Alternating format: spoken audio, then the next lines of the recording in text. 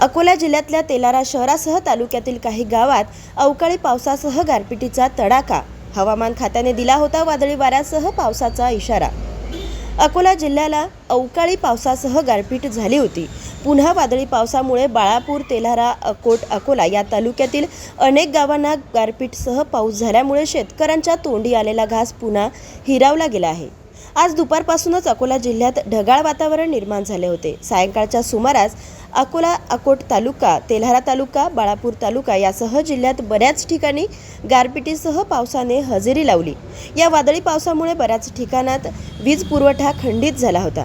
रात्री उशिरापर्यंत सदर गावामध्ये गारपिटीसह पाऊस सुरू होता. जिल्ह्यातील सत्यलढाच्या महत्त्वपूर्ण घडामोडी पाहण्यासाठी आपले Satyaladha YouTube news channel subscribe करा, बेल आयकॉनला क्लिक करा आणि रहा सदैव अपडेट. जाहिराती व बातम्यांकरिता संपादक सतीश देशमुख 9970321817.